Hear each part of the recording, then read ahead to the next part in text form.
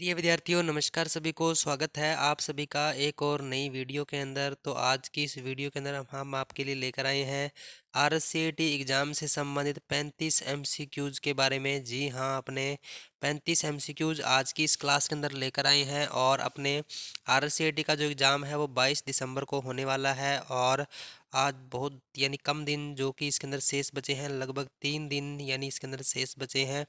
तो इस 3 दिन के अंदर अपने बहुत ही शानदार क्लासेस जो कि आपके लिए इस चैनल के ऊपर लेकर आने वाले हैं। तो वीडियो को एक बार ज़्यादा से ज़्यादा आप शेयर कर दीजिए, क्योंकि इसी तरीके की इंपॉर्टेंट जो क्वेश्चंस की वीडियो है आपको रेगुलर इस चैनल के ऊपर मिलती रहेगी। तो अभी अपने आज की इस क्लास को शुरू करते हैं। तो आज का जो अपना फर्स्ट क्वेश्चन है, दुर्भावनापूर्ण सॉफ्टवेयर कोई प्रोग्राम या फाइल है जो कंप्यूटर यूजर के लिए हानिकारक है। निम्नलिखित में से कौन सा दुर्भावनापूर्ण सॉफ्टवेयर है? तो इसमें से आपको बताना है कि कौन सा दुर्भावनापूर्ण सॉफ्टवेयर है। तो ये आपको बताना है। तो इसका आंसर क्या होगा, जल्दी से जल्दी मुझे कमेंट करके बता दीजिए इसका आंसर आपका क्या रहने वाला है। तो इसका जो राइट आंसर है वो हो जाएगा option number B, malware. Option number B है वो इसका राइट आंसर हो जाएगा। यानी मेलवेयर जो है वो यानी एक दुर्भावनापूर्ण सॉफ्टवेयर है, यानी अपने कंप्यूटर के लिए हानिकारक सॉफ्टवेयर है। तो ऑप्शन नंबर बी है वो इसका राइट आंसर हो जाएगा, मेलवेयर। उसके बाद नेक्स्ट है, निम्नलिखित में से सॉफ्टवेयर के बारे में कौन सा कथन सही है? कौन सा सॉफ्टवेयर के बारे में कौन सा कथन सही है? तो ये आपको बताना है कि कौन सा सॉफ्टवेयर के बारे में जो कथन है इसमें से दिया हुआ है वो सही है। यानी कौन सा कथन सही है, इसमें हेरफेर नहीं किया जा सकता, इसमें छुआ नहीं जा सकता है, इसे बदला नहीं जा सकता है, या फिर इसमें कोई निर्देश या कार्यक्रम नहीं होते हैं। तो इसका राइट आंसर आपका क्या हो जाएगा?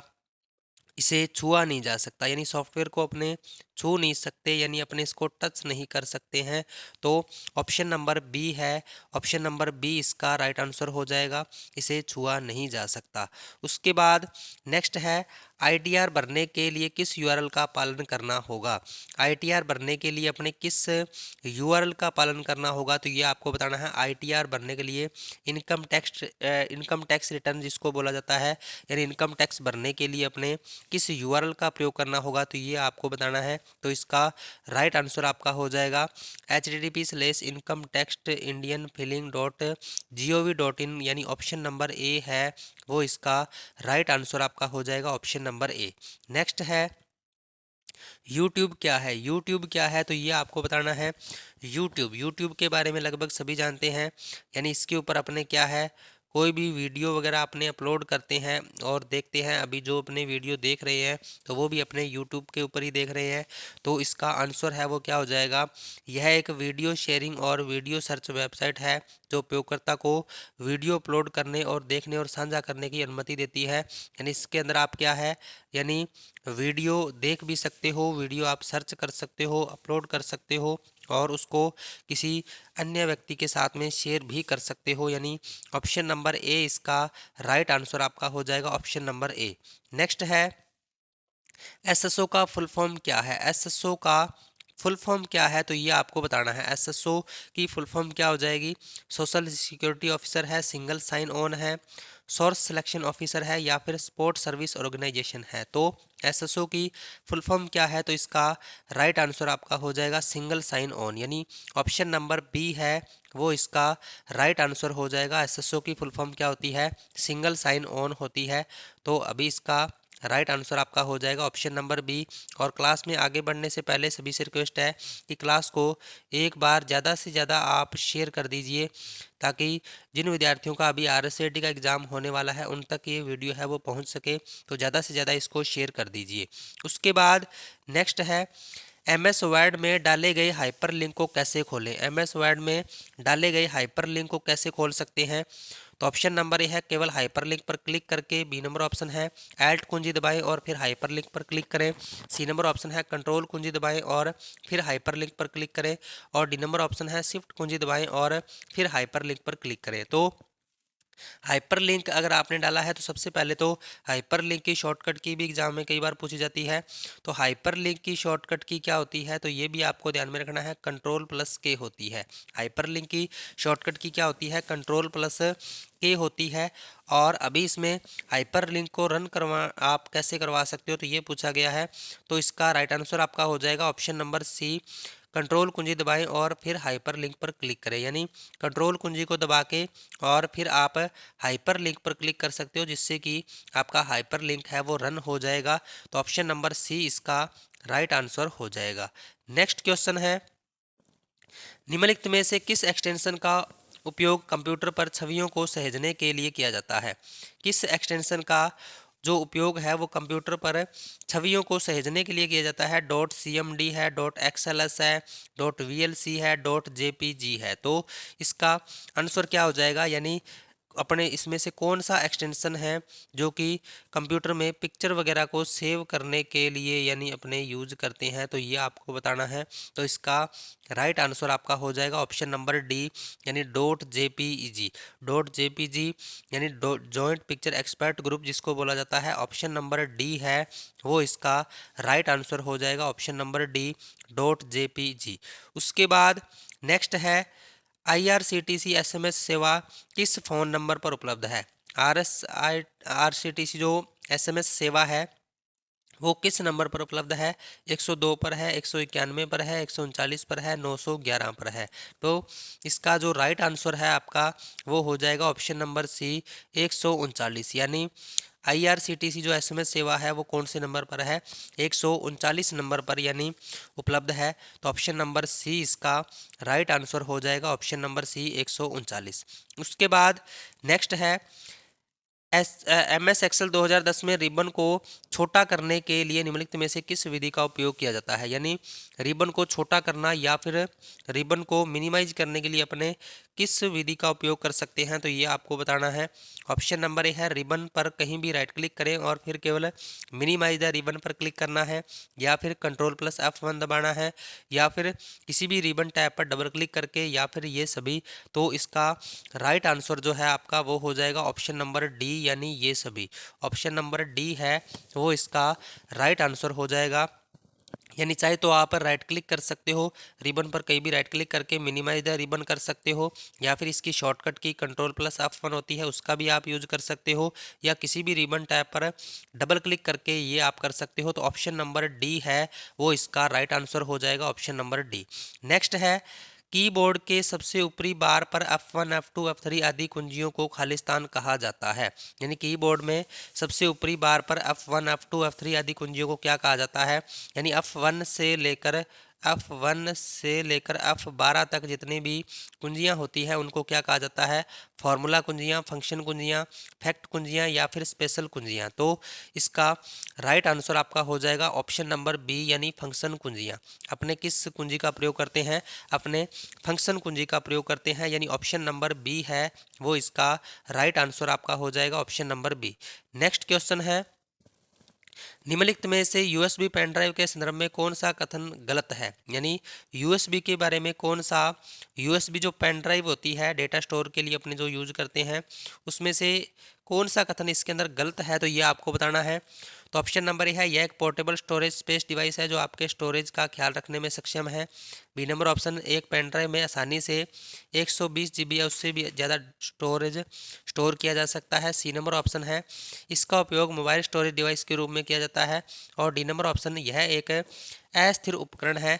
तो इसका राइट आंसर आपका हो जाएगा, यह एक अस्थिर उपकरण है। यानी ये कथन जो है वो इसके बारे में गलत है, यानी option number D, option number D इसका राइट आंसर आपका हो जाएगा, option number D. Next question है, कंप्यूटर स्पीकर और हेडफोन किस प्रकार के उपकरण हैं। कंप्यूटर स्पीकर और हेडफोन जो है वो किस प्रकार के उपकरण हैं, आउटपुट है, इनपुट है, स्टोरेज है, या फिर सॉफ्टवेयर है। तो कंप्यूटर स्पीकर और हेडफोन जो है वो किस प्रकार के उपकरण हैं, तो इसका राइट आंसर आपका हो जाएगा ऑप्शन नंबर ए, यानी आउटपुट। यानी कंप्यूटर और ये जो उपकरण होते हैं स्पीकर हो गया, हेडफोन हो गया, तो ये किसके अंतर्गत आते हैं? ये आउटपुट डिवाइस के अंतर्गत आते हैं, यानी इससे अपने कोई भी वॉइस वगैरह है जो सुनते हैं। तो ऑप्शन नंबर ए इसका राइट आंसर आपका हो जाएगा, option number A output device. उसके बाद नेक्स्ट क्वेश्चन है, राजस्थान की राजधारा ई गवर्नेंस पहल के संबंध में सही विकल्प चुनिए। राजस्थान की जो यानी राजधारा ई गवर्नेंस की पहल के संबंध में यानी सबसे सही विकल्प कौन सा है? राजस्थान क्लाउड है, राजस्थान नेटवर्क है, राजस्थान जीआईएसएस और डीएसएस है, राजस्थान सेवा डिलीवरी गेटवे है। तो राजस्थान की राजधारा ई गवर्नेंस पहल के संबंध में सही विकल्प कौन सा है? तो इसका राइट आंसर आपका हो जाएगा ऑप्शन नंबर सी, राजस्थान जीआईएसएस और डीएसएस, यानी ऑप्शन नंबर सी है वो इसका राइट आंसर आपका हो जाएगा, ऑप्शन नंबर सी। नेक्स्ट है, एक प्रभावी प्रस्तुतिकरण बनाने के लिए आवश्यक सबसे उपयुक्त विकल्प चुनिए। यानी एक प्रभावी प्रस्तुतिकरण बनाने के लिए आवश्यक सबसे उपयुक्त विकल्प आपको चुनना है, कौन सा है? अपनी प्रस्तुति में हमेशा वर्तनी और व्याकरण की जांच करें। बी नंबर ऑप्शन, उपयुक्त फ़ॉन्ट आकार का उपयोग करें ताकि दर्शक आपकी स्लाइड को दूर से ही पढ़ सके। सी नंबर ऑप्शन, पाठ को सरल रखने के लिए बुलेट बिंदु या छोटे वाक्यों का प्रयोग करें, या फिर ये सभी। तो एक अगर अपने प्रभावी यानी अपने प्रेजेंटेशन तैयार करना है तो उसके लिए अपने कौन से विकल्प का यूज करेंगे? तो इसका राइट आंसर आपका हो जाएगा ये सभी, ऑप्शन नंबर डी है वो इसका राइट आंसर आपका हो जाएगा, ऑप्शन नंबर डी यानी ये सभी। उसके बाद नेक्स्ट है, डॉट्स प्रति इंच क्या मापता है? डॉट्स प्रति इंच क्या मापता है? बिट्स की संख्या को मापता है, कंप्यूटर स्क्रीन पर पिक्सल का घनत्व मापता है, डिस्क पर बिट्स का घनत्व मापता है, या फिर हार्ड डिस्क पर संग्रहित ग्राफिक फाइलों का घनत्व मापता है। तो डीपीआई, डीपीआई की फुल फॉर्म डॉट प्रति इंच, जो कि यहाँ पे दी हुई है, डॉट पर इंच होती है। तो इसका राइट आंसर आपका हो जाएगा, कंप्यूटर स्क्रीन पर पिक्सल का घनत्व मापता है, यानी ऑप्शन नंबर बी है वो इसका राइट आंसर आपका हो जाएगा, option number B, computer screen पर पिक्सल का घनत्व। नेक्स्ट है, MS एक्सेल 2010 में यदि आप किसी विशेष सेल में कोई फॉर्मूला लागू करते हैं और परिणाम प्रदर्शित होता है तो ये इस प्रकार का एक एरर यहाँ पर शो करता है, तो ये आपको बताना है ये क्या होता है, यानी किस वजह से ये इस प्रकार का एरर है जो आता है। और क्लास में आगे बढ़ने से पहले क्लास को ज़्यादा से ज़्यादा शेयर करिए और क्लास को आपने पूरा देखना है ताकि जो भी क्वेश्चंस आज की इस क्लास के अंदर ऐड किए गए हैं तो वो क्वेश्चन आपसे कोई भी यानी छूट न जाए, क्योंकि काफ़ी मोस्ट इंपॉर्टेंट क्वेश्चंस है जो कि आज की इस क्लास के अंदर ऐड किए गए हैं। तो वीडियो काफ़ी इंपॉर्टेंट रहने वाला है। तो हाँ जी, इसका आंसर आपने बताना है कि ये जो हैज़ इस प्रकार का जो एरर यानी अपने एक्सेल के अंदर आता है, प्रदर्शित होता है, तो वो किस वजह से आता है? तो इसका राइट आंसर आपका हो जाएगा, सूत्र का परिणाम सेल में प्रदर्शित करने के लिए बहुत बड़ा है। यानी अगर आपका सेल जो है वो छोटा है और यानी जो सेल के अंदर जो संख्या लिखी गई है वो अगर काफ़ी बड़ी है तो इस वजह से ये क्या है, इस प्रकार का जो एरर है वो शो होने लगता है। तो ऑप्शन नंबर बी इसका राइट आंसर हो जाएगा, यानी सूत्र का परिणाम सेल में प्रदर्शित करने के लिए बहुत बड़ा है। उसके बाद नेक्स्ट क्वेश्चन है, इनबॉक्स से हटाए गए मेल खालिस्तान में पाए जा सकते हैं।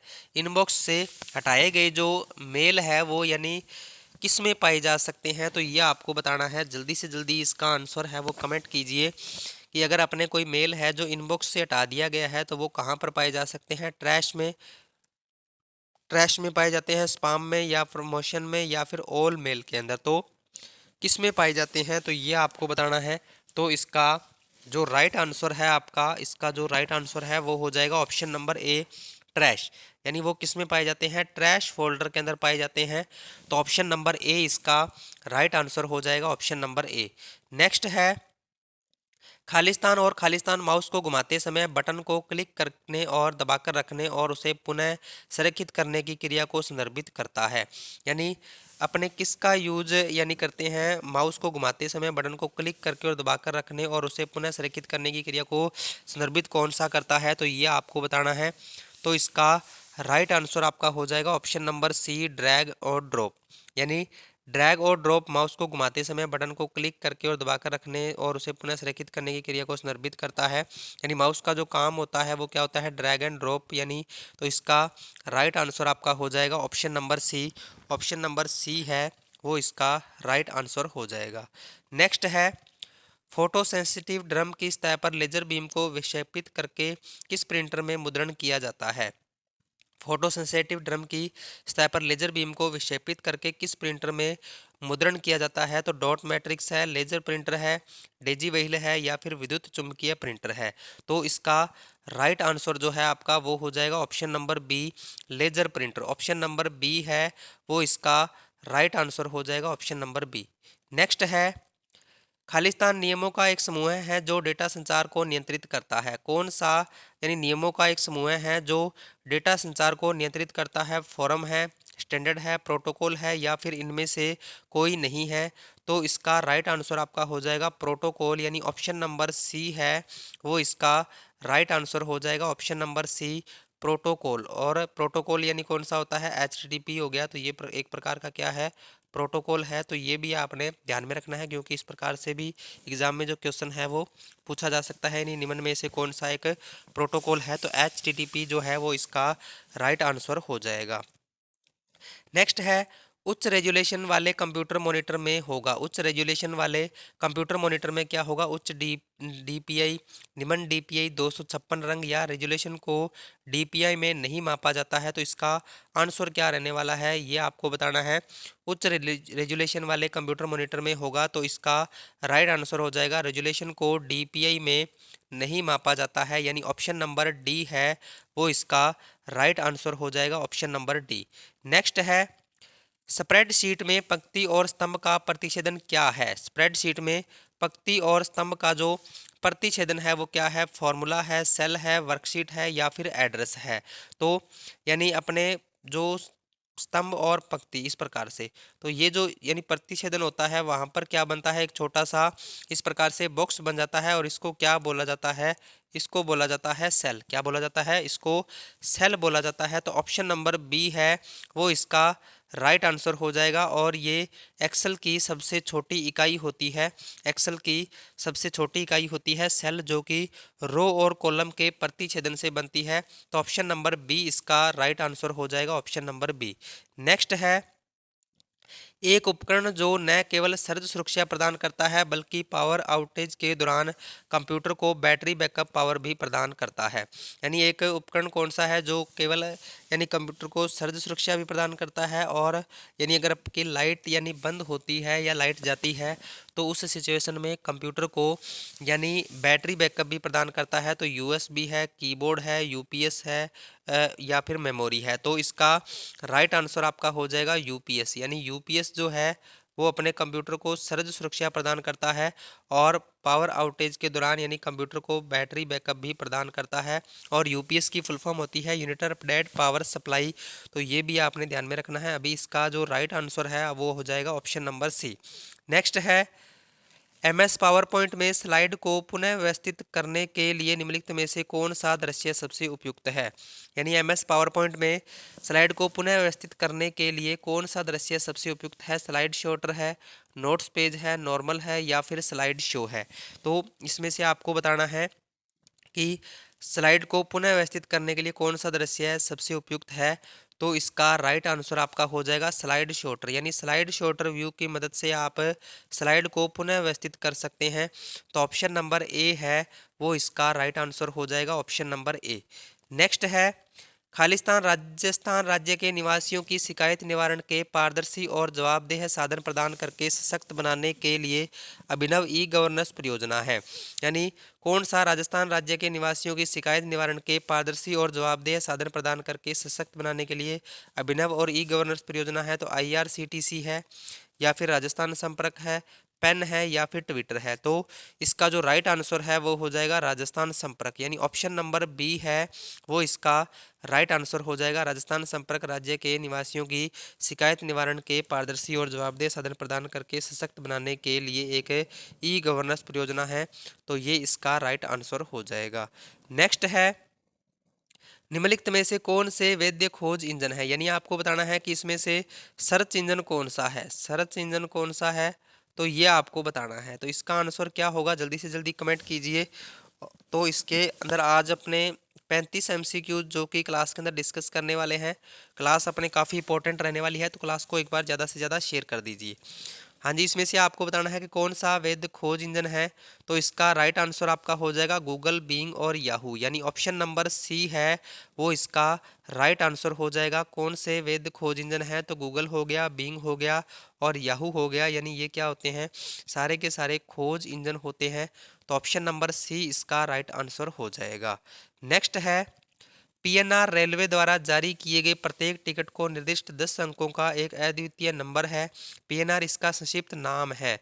पीएनआर की यानी फुल फॉर्म आपको बतानी है, यानी यात्रियों को एक 10 यानी अंकों का एक अद्वितीय नंबर दिया जाता है टिकट के ऊपर, तो पीएनआर नंबर जिसको बोलते हैं, यानी इसका यानी फुल यानी नेम क्या है ये आपको बताना है। तो पीएनआर की फुल फॉर्म क्या होती है, पीएनआर की फुल फॉर्म हो जाएगी पैसेंजर नेम रिकॉर्डर, यानी ऑप्शन नंबर बी है वो इसका राइट आंसर हो जाएगा, पैसेंजर नेम रिकॉर्ड, यानी ऑप्शन नंबर बी इसका राइट आंसर है वो हो जाएगा।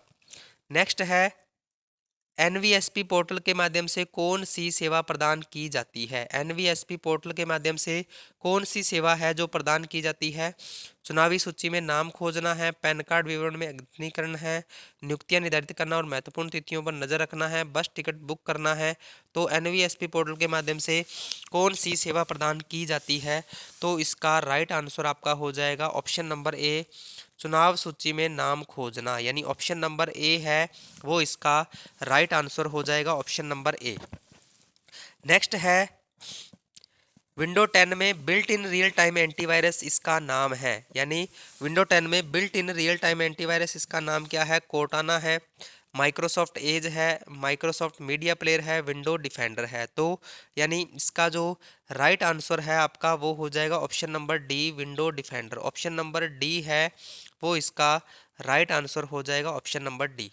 नेक्स्ट है, खालिस्तान दुर्भावनापूर्ण सॉफ्टवेयर है जो नेटवर्क या इंटरनेट के माध्यम से आपके कंप्यूटर तक पहुंचने में मदद कर सकता है, यानी कौन सा सॉफ्टवेयर है जो नेटवर्क या इंटरनेट के माध्यम से आपके कंप्यूटर तक पहुंचने में मदद कर सकता है। फायरवॉल है, टोपोलॉजी है, या फिर बस बस है, या फिर वायरस है। तो यानी कौन सा दुर्भावनापूर्ण सॉफ्टवेयर को यानी आपके कंप्यूटर तक पहुंचने में रोकने में मदद कर सकता है, तो इसका राइट आंसर आपका हो जाएगा ऑप्शन नंबर ए, फायरवॉल, यानी फायरवॉल जो है वो दुर्भावनापूर्ण सॉफ्टवेयर को यानी अपने कंप्यूटर या नेटवर्क के माध्यम से कंप्यूटर तक पहुंचने में रोकने में मदद कर सकता है।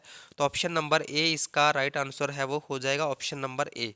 नेक्स्ट है, खालिस्तान ट्रेनों के आगमन और प्रस्थान के बारे में पूछताछ के लिए एक वेब पोर्टल है, यानी कौन सा ट्रेनों के आगमन और प्रस्थान के बारे में पूछताछ के लिए एक वेब पोर्टल है, तो ये आपको बताना है। तो यानी ट्रेनों के आगमन और प्रस्थान के लिए अगर कोई पूछताछ करना चाहता है तो उसके लिए कौन सा यानी वेब पोर्टल है, तो इसका राइट आंसर है जो आपका हो जाएगा ऑप्शन नंबर डी, indianrail.gov.in, यानी ऑप्शन नंबर डी है वो इसका राइट आंसर हो जाएगा, ऑप्शन नंबर डी। नेक्स्ट है, प्रोजेक्शन स्क्रीन या इलेक्ट्रॉनिक डिस्प्ले डिवाइस पर स्थिर छवियों की श्रृंखला की प्रस्तुति को कहा जाता है। प्रोजेक्शन स्क्रीन या इलेक्ट्रॉनिक डिस्प्ले डिवाइस पर स्थिर छवियों की श्रृंखला की प्रस्तुति को क्या कहा जाता है, स्लाइड शो कहा जाता है, स्लाइड सीरीज कहा जाता है, स्लाइड इमेज, या फिर स्लाइड कंप्यूटर। तो इसका राइट आंसर आपका हो जाएगा option number A, slide show, option number A है वो इसका राइट आंसर हो जाएगा। नेक्स्ट है, निम्नलिखित में से कौन सा ऑनलाइन बैंकिंग का लाभ नहीं है, कौन सा ऑनलाइन बैंकिंग का लाभ नहीं है, तो ये आपको बताना है। आप इसे किसी भी समय 24/7 उपयोग कर सकते हैं, या फिर इसमें दूसरों की तुलना में कम समय लगता है, या फिर यह पैसे को तुरंत प्राप्तकर्ता के खाते में स्थानांतरित कर देता है। और डी नंबर ऑप्शन है आपका, आप सिस्टम को डीमोडुलेट और मॉड्यूलेट कर सकते हैं। तो इसका जो राइट आंसर आपका रहने वाला है वो हो जाएगा ऑप्शन नंबर डी, आप सिस्टम को डीमोडुलेट और मॉड्यूलेट कर सकते हैं, यानी ऑप्शन नंबर डी इसका राइट आंसर हो जाएगा। नेक्स्ट है, कंप्यूटर स्क्रीन में एक छवि की सबसे छोटी इकाई है। कंप्यूटर स्क्रीन में एक छवि की सबसे छोटी इकाई कौन सी है, रोशनी है, सारणी है, पिक्सल है, या फिर एमबी है। तो इसका राइट आंसर आपका हो जाएगा पिक्सल, यानी कोई भी जो इमेज बनती है वो छोटे छोटे डॉट्स से मिलकर बनती है, और इन डॉट्स को क्या बोला जाता है, पिक्सल बोला जाता है। तो अभी इसका जो राइट आंसर है आपका वो हो जाएगा ऑप्शन नंबर सी, यानी पिक्सल। उसके बाद नेक्स्ट है, एमएस वर्ड 2010 में स्ट्राइक थ्रू फॉन्ट का क्या प्रयोग होता है, स्ट्राइक थ्रू फॉन्ट का क्या उपयोग होता है। तो स्ट्राइक थ्रू का मतलब क्या होता है, अगर आपने टेक्स्ट के बिल्कुल बीच में अगर कोई लाइन ड्रॉ करनी है इस तरीके से, तो अपने स्ट्राइक थ्रू का यूज करते हैं। तो इसका राइट आंसर आपका हो जाएगा, यह चयनित टेक्स्ट के मध्य से होकर एक रेखा खींचता है, यानी ऑप्शन नंबर बी इसका राइट आंसर है जो हो जाएगा। तो ये थे आज के अपने कुछ इंपॉर्टेंट क्वेश्चंस, और अपने एग्ज़ाम में बहुत कम समय जो कि बचा है, तो इस वजह से अपने यानी सुबह शाम आपको डेली इस चैनल के ऊपर जो क्लास है वो मिलती रहेगी। यानी सुबह शाम आपने चैनल पे विजिट करके और क्लास को ज़रूर से ज्वाइन करना है, क्योंकि इंपॉर्टेंट से इंपॉर्टेंट क्वेश्चंस हम आपके लिए लेकर आते रहेंगे। तो ये वीडियो कैसी लगी, इसका फीडबैक आपने कमेंट में ज़रूर से बताना है, और आपके 35 में से कितने क्वेश्चन सही हुए हैं तो ये भी आपने कमेंट करके ज़रूर से बताना है। और वीडियो अगर आपको पसंद आती है तो वीडियो को आपने शेयर करना है, लाइक करना है, और इसको अभी तक अगर आपने हमारे चैनल को सब्सक्राइब नहीं किया है तो चैनल को भी आपने ज़रूर से सब्सक्राइब करना है। तो अभी अपने मिलते हैं नेक्स्ट वीडियो में कुछ नए इंपॉर्टेंट क्वेश्चंस के साथ, तब तक के लिए जय हिंद जय भारत।